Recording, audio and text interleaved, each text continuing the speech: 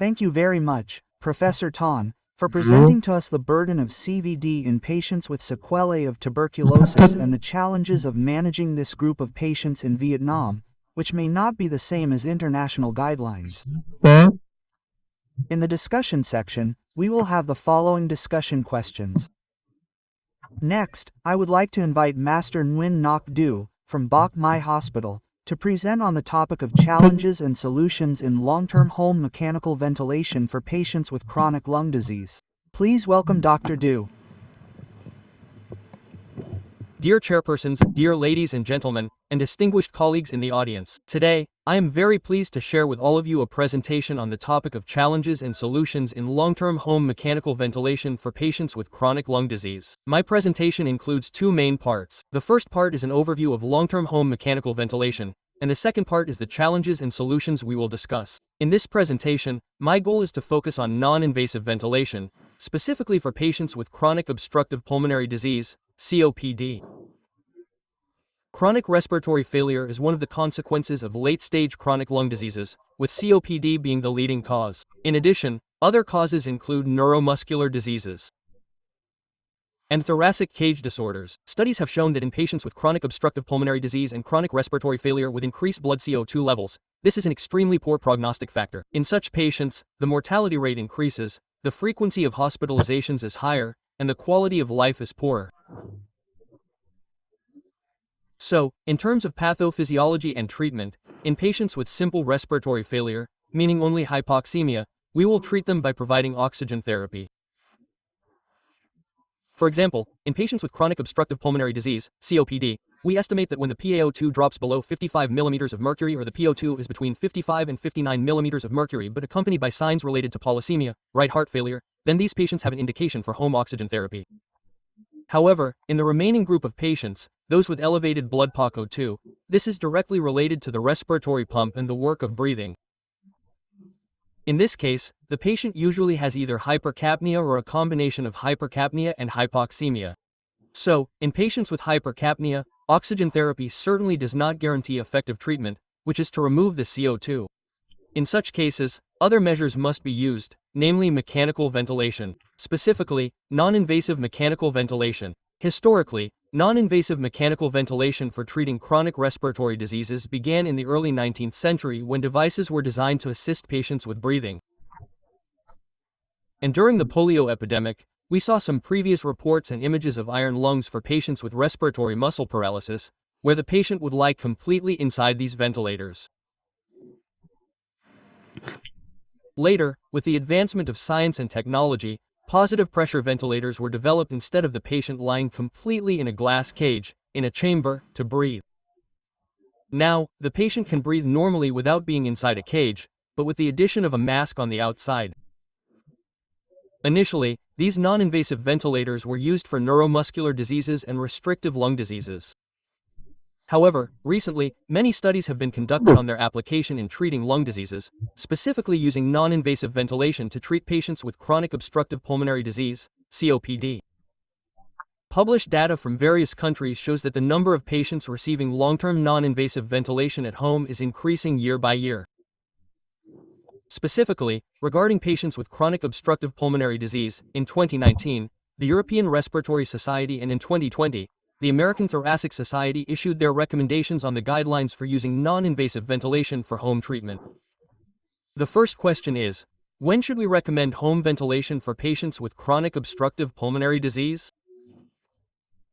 Both societies agree that in patients with stable COPD with hypercapnia, we should recommend non-invasive ventilation at home.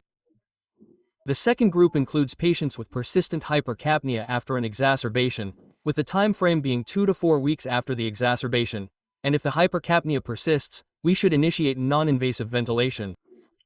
The GOLD guidelines also provide indications for long-term home non-invasive ventilation, patients with a PaO2 above 52 mm of mercury. The effectiveness of non-invasive ventilation has been evaluated and shows many advantages, including reducing PaO2 levels, reducing dyspnea, improving the 6-minute walk test, and improving the patient's quality of life. However, this type of ventilation does not improve overall mortality from all causes. And in the European report published a few days ago, they provided an overview of the effectiveness of non-invasive mechanical ventilation. Currently in Vietnam, many centers and hospitals are already using non-invasive mechanical ventilation at home for patients with chronic obstructive pulmonary disease. When patients are hospitalized, they will, of course, have elevated blood CO2 levels. In terms of treatment during the acute phase, we will put the patient on mechanical ventilation. But patients cannot be on mechanical ventilation indefinitely in the hospital, right? At some point, we have to discharge them. So, when we prescribe a ventilator for the patient, there are several issues that can affect the treatment. Here, I will list 5 main issues. First, the goal we aim for when applying home-based non-invasive mechanical ventilation therapy and the ventilation strategy to achieve that goal. Second, the issue related to choosing the appropriate respiratory mask. Third, the side effects encountered when patients receive home-based non-invasive mechanical ventilation. Fourth, the issue of treatment adherence in patients with chronic respiratory failure. And fifth, the patient's knowledge and behavior related to the nature of the disease and the ventilator. Not all patients who receive a ventilator prescription know what it's for, right? Not all doctors, when prescribing mechanical ventilation, understand 100% of the treatment goals. So, in the treatment of patients with chronic obstructive pulmonary disease and respiratory failure, they aim for several things. First, the patient must have reduced PaCO2 levels. Second, improved quality of life. And third, improved exercise capacity. Fourthly, this treatment improves mortality rates.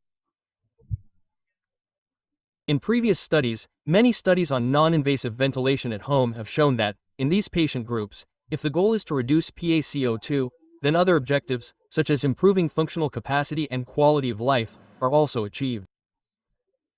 Therefore, both the European Respiratory Society and the American Thoracic Society have a consensus that when we provide non-invasive ventilation at home for patients, what is the goal?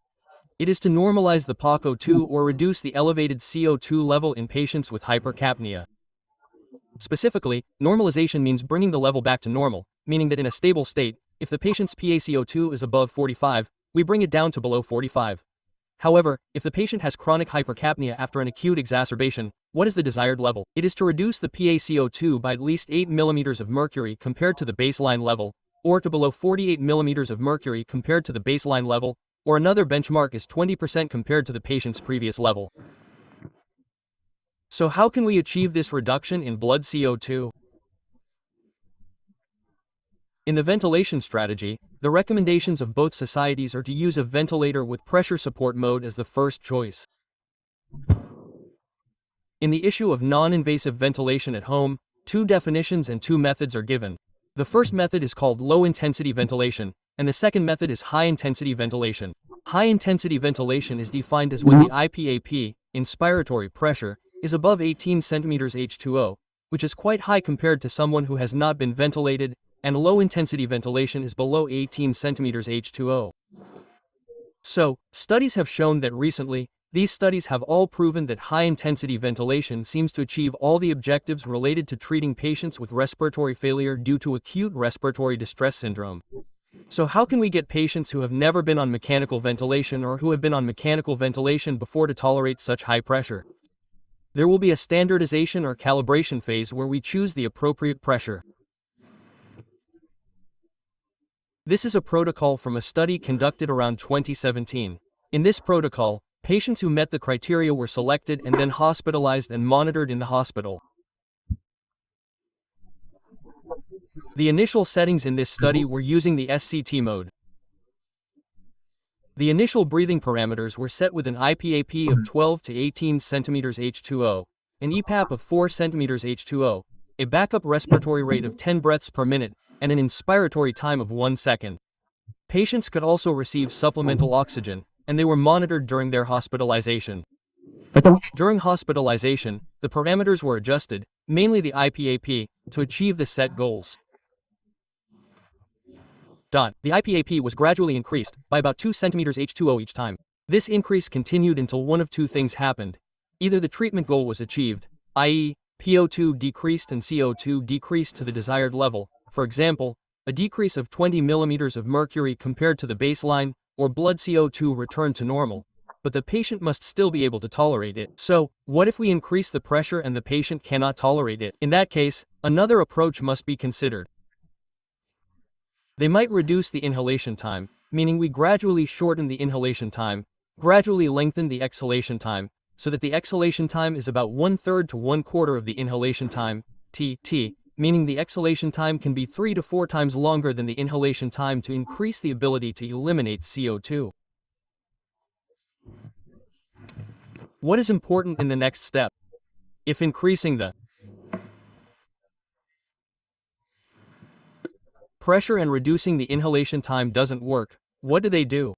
Then they will gradually increase the respiratory rate. Here, the respiratory rate is set at 10 breaths per minute initially. While normally we breathe 16 to 20 breaths per minute, they will gradually increase the respiratory rate. In this study, some patients had their respiratory rate increased to about 22 breaths per minute. This means it's faster than the physiological rate, almost forcing the patient to breathe according to the machine to achieve the treatment effect. So, the next issue is the duration of home mechanical ventilation. When is this home mechanical ventilation time effective? Studies have shown that for patients who breathe for at least 4 hours or more, it is considered to have achieved the initial effect of removing CO2. And in most studies, patients are required to use mechanical ventilation at night. Mechanical ventilation at night. And this information is not provided to all patients by doctors, because in most cases I have observed in clinical practice, when providing patients with a prescription for a ventilator, the patient only knows what. Well, I hope the machine will help me breathe, but how many hours a day I should breathe or when I need to breathe is something that patients rarely ask about, and they also don't follow the instructions correctly. And in clinical practice, what do we see? When patients buy a ventilator to treat lung disease or chronic respiratory failure, the general tendency is that they use the ventilator during the day. During the day means that they buy the ventilator but they sit and use it during the day. At night, before going to bed, they take it off. This is somewhat contrary to normal physiology. Because when we sleep, we encounter several problems like this. Firstly, increased resistance in the upper airway. Secondly, decreased amplitude and frequency of breathing, reduced chemoreceptor response related to the respiratory center, and therefore, CO2 levels will increase more at night. Therefore, studies generally suggest that patients should use the ventilator at night. Using it at night will help reduce the CO2 levels during the day. So, keep in mind that in the process of choosing the appropriate pressure setting, currently in Vietnam, we should recommend that patients use the ventilator in the hospital. Because not every patient can tolerate the initial pressure level of 18 to 20 centimeters H2O. That's extremely uncomfortable, and not every doctor can go to the patient's home to adjust the pressure for the patient. Therefore, during the transition period and pressure adjustment, it's best to have the patient hospitalized for a short period to adjust the pressure, choose the appropriate pressure, and still ensure the treatment goals are met. Quote, regarding the situation abroad, in recent years, especially during the COVID-19 pandemic, several studies have been conducted on providing home-based mechanical ventilation for patients who cannot go to the hospital. Of course, the ventilator used must be relatively advanced. That is, the ventilator must have an internet connection and an online data monitoring system. The doctor monitoring the patient can adjust the settings remotely via software and still provide proper treatment. However, home-based treatment requires monitoring by medical staff and may require multiple visits. Another issue with home-based mechanical ventilation is how to monitor CO2 levels. Most patients in this situation will need a transcutaneous CO2 monitoring device because we cannot go to the patient's home to take arterial blood gas samples to measure PaCO2. Therefore, they measure CO2 transcutaneously. This leads to the next problem: increased resources and costs when providing home-based treatment. Furthermore, to ensure the effectiveness of treatment, when we prescribe medication and provide instructions to the patient, choosing the appropriate breathing mask is extremely important, as the mask is the interface between the machine and the patient.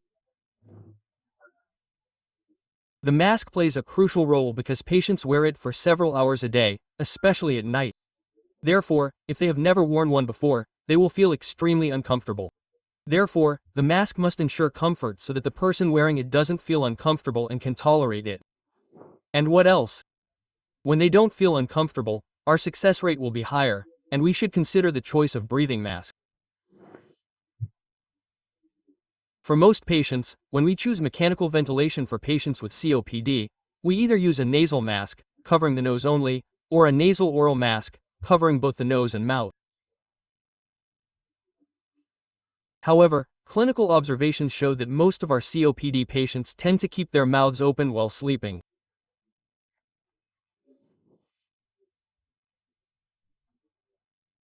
Keeping the mouth open leads to air leakage, so the preferred choice is the nasal oral mask.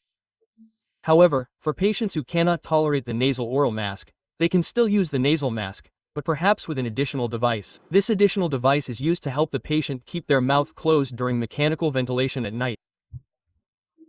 Typically, physiologically, when a person breathes using a nasal mask, the pressure doesn't affect the tongue, so the upper airway resistance is not high. But with patients using a nasal oral mask, some pressure pushes the tongue muscles downwards, increasing airway resistance. Therefore, the ventilator pressure may be slightly higher compared to patients using only a nasal mask. So, another thing to note is that during the process of choosing a breathing mask, always check the fit of the mask to the patient. If the mask is too small, the patient will obviously not feel comfortable at all, right? Secondly, if the mask is too big, it will cause air leakage. That is, the machine is breathing, but less air goes into the patient's lungs and more air leaks out, which will not ensure the effectiveness of the treatment. Next, to ensure that the mask fits the patient, before tightening the straps, we usually need to inflate the air cushion, as most masks now have an air cushion type of seal, to ensure a tight seal.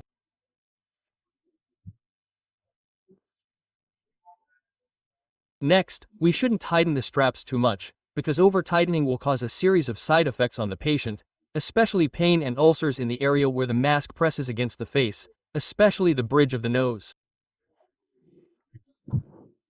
Furthermore, before sending the patient home, we need to ensure that the patient knows how to properly put on the mask. Because not every patient has a caregiver. Therefore, most patients with chronic lung disease will put on the mask themselves and operate the ventilator themselves. So, before sending the patient home, we need to check whether the patient can wear the mask correctly. We encounter quite a few patients who wear the mask the wrong way. The triangular part of the mask should be facing upwards, right? But in clinical practice, they wear it upside down, which shows that the patient has not been properly instructed on how to wear the mask correctly. Less than control 100 greater than another problem is the issue of hygiene regarding the breathing mask, which needs to be cleaned daily to remove any remaining film or residue on the skin. Then, the next problem affecting home mechanical ventilation treatment is the side effects or adverse effects that occur when patients use the ventilator. In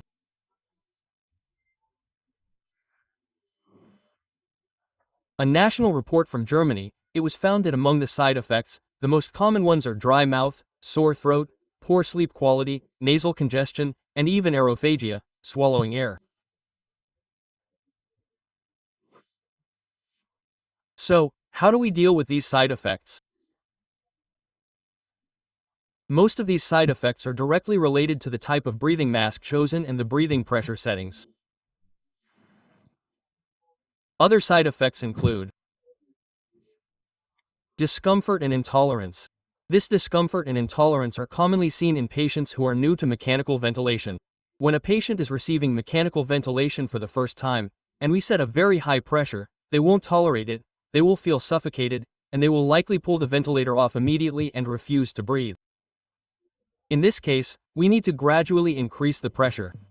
For example, we can set the minimum level at 4 cm H2O and the IP, inspiratory pressure, at 10 cm H2O, and then gradually increase it according to the patient's tolerance.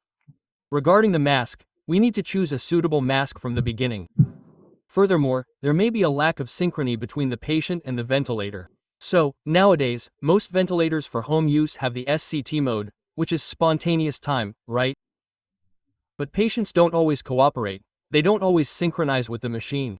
That is, when they inhale, for example, the machine doesn't push air in, or it pushes it too late, or what happens when they exhale. At that point, the machine malfunctions, which makes the patient intolerant of the ventilator.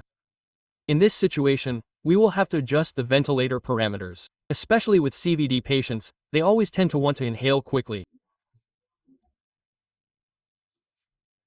If we set the rise time too long, it won't meet the airflow requirements and will cause discomfort to the patient. Another common syndrome in patients using home ventilators is the deventilation syndrome. This syndrome occurs in patients who complain that they use a ventilator at night, but they still feel short of breath during the day. So, these patients are very difficult to manage. And in Dr. Phan Ninh Thai's report this morning, there was information about patients with this deventilation syndrome. They can undergo polysomnography to detect the asynchrony between the patient and the ventilator. In this case, the ventilator parameters will be adjusted accordingly, and the patient's clinical condition will improve. Next, there are patients who experience increased anxiety and worry. Some patients, when advised by doctors and receiving remote care, feel more anxious because they are called too often. Especially if combined with some other auxiliary devices, which most patients can afford now. Besides the ventilator, people also buy SpO2 monitor, and when they see the SpO2 level drop slightly, they get worried. At that time, they have to look at how the ventilator is working, how the oxygen level is, and they will worry about the long-term disorders related to the patient's condition. Another point I would like to discuss is the issue of patient compliance. In studies, the benchmark set is that patients should breathe for at least 4 hours per night, and ideally every night. If not every night, then at least over 70% of the time in a month. However, in these studies, it was found that about 46 to 83% of patients did not comply with the treatment. And what are the consequences of this non-compliance? It means that we don't achieve our treatment goals. Although the amount of money we spend on buying a ventilator is quite large, not insignificant at all. But a positive point in recent years is that the number of non-compliant patients has decreased, from 25% in 2010 to 34% in 2019, and there are many factors affecting patient compliance. Firstly, severely ill patients tend to comply better. Of course, those who are seriously ill are more afraid and worried, so they will comply better with the treatment. Secondly, patients who are set to receive high-intensity ventilation have better compliance compared to those receiving low-intensity ventilation. Next, patients who have their symptoms controlled tend to comply better with the treatment. Because, of course, they see that when they use the ventilator, they get results, so they will comply. Finally, there is the issue related to weight loss. So, with patients where some studies have found that after a period of mechanical ventilation, when the patient's weight decreases, the patient's adherence to treatment is worse.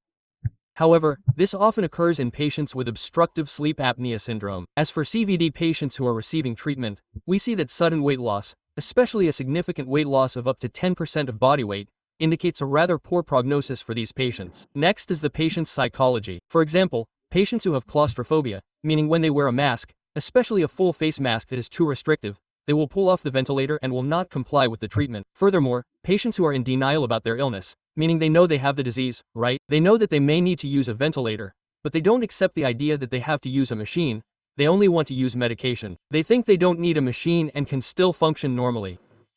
And then there are the side effects encountered when using a ventilator, which will also lead to poorer patient compliance. So, in a study conducted in 2021, they presented an idea. They would support patients to increase treatment adherence by calling them on the phone. In the first week, they would call daily, in the second week they would call every other day, and then they would call every 3 days to check on the patient, ask about their general health, ask about medication use, and especially ask about the status of mechanical ventilation compliance. And this can increase the rate of patient compliance. The next barrier related to patients with lung disease using home mechanical ventilation is the patient's knowledge and behavior. Many patients lack sufficient knowledge about their illness. A report showed that only about 48% of patients answered correctly regarding knowledge related to their disease. Caregivers answered correctly about 59% of the time. This lack of understanding significantly impacts patient compliance. In daily clinical practice, when asking patients on ventilators about their ventilation settings, e.g., pressure levels, they often don't know the answer. Furthermore, they are even less likely to know the different parts of the machine. They only know it's a ventilator. Therefore, a recent report recommends dedicating time to training and instructing patients on the basic components of the ventilator. For example, explaining the display screen, buttons, and adjustment controls. Next, the humidifier and, very importantly, the air filter. Regarding the air filter, part number 5, not all patients know it exists. Air enters from the outside, passes through the filter, and then goes to the patient. The general recommendation is to clean this air filter 2 to 3 times a day.